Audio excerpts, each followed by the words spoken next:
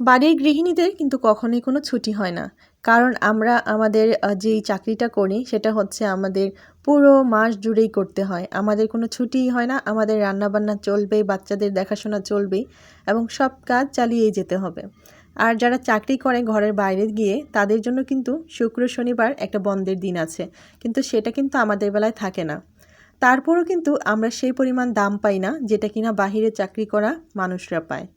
কিন্তু আমাদের কাজটাকে সবসময় কী করে ছোট করেই দেখে।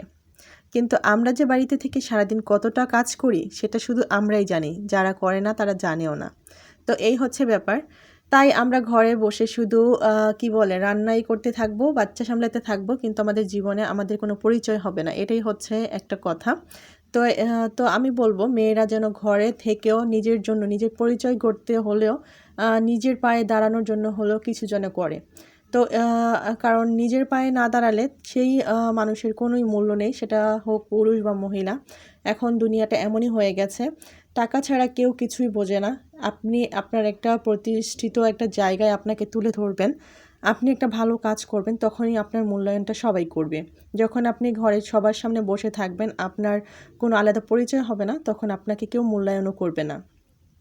তো আমি আসলে অনেক গল্প করে ফেলেছি। আজকে কিন্তু রান্না করছি লাউ দিয়ে গরুর গোশত। তো এটা হচ্ছে গাছের লাউ। তো গাছের লাউ বলতে গেলে তো সবই গাছের লাউ, কিন্তু এটা হচ্ছে একদমই আমাদের হাতে লাগানো গাছের লাউ। তো গাছের লাউ দিয়ে আসলে গরুর গোশত একদম ছোট করে কেটে তারপর রান্না করছি। আসলে হয় কি, সবজি দিয়ে গোশত রান্না করলে খুব বেশি গোশত লাগে না। অল্প একটু গোশত দিয়ে সবজি রান্না করলে সেই সবজিটা আসলে খেতে ভালো লাগে। আর আমরা যেহেতু কি বলে রুটি খাই, তো রুটি দিয়ে আসলে দেখা যায় এই সবজিটা খেলে ভালোই লাগে। তাই আমি দেখা যায় আজকে লাউ দিয়ে সবজিই রান্না করেছি। তো সকাল বিকাল রুটি খাওয়ার চেষ্টা করি আর দুপুরে ভাত খাই।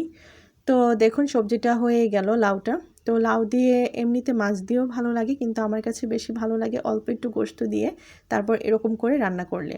লাস্টে একটু জিরা ফাঁকি দিয়ে দিলাম, ফার্স্টেও দিয়েছি কিন্তু লাস্টে আবার একটু দিচ্ছি, এতে করে গ্রানটা খুব ভালো আসে।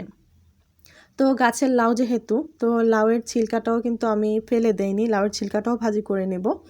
কারণ এমনিতে বাজারের লাউয়ের ছিলকাগুলো অনেক সময় খাই না, কিন্তু গাছের লাউ হলে সেই ছিলকাটা আমি ফেলে দেই না, কারণ আমার কাছে ভালো লাগে। আর সবথেকে বড় কথা হচ্ছে লাউয়ের ছিলকা যদি কচি হয় খাওয়ার চেষ্টা করবেন, কারণ ছিলকাতেও কিন্তু প্রচুর ভিটামিন থাকে, সেটা না ফেলে দেওয়াই ভালো।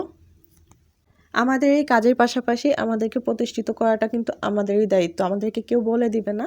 আমাদের কাছের এই কাজগুলো যেরকম দায়িত্ব নিয়ে করি, আমাদের নিজের জন্য কিন্তু আমাদের কাজটাকেও দায়িত্ব নিয়ে করতে হবে।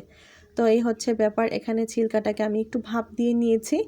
তো কুচি করে কেটে ধুয়ে একটু লবণ দিয়ে ভাপ দিয়ে তারপরে কিন্তু এখানে শুকনো মরিচ দিয়ে তারপরে আমি নেড়েচেড়ে নামিয়ে নেব। খুবই সহজে হয়ে যায়, কিন্তু আমার কাছে খেতে ভালোই লাগে।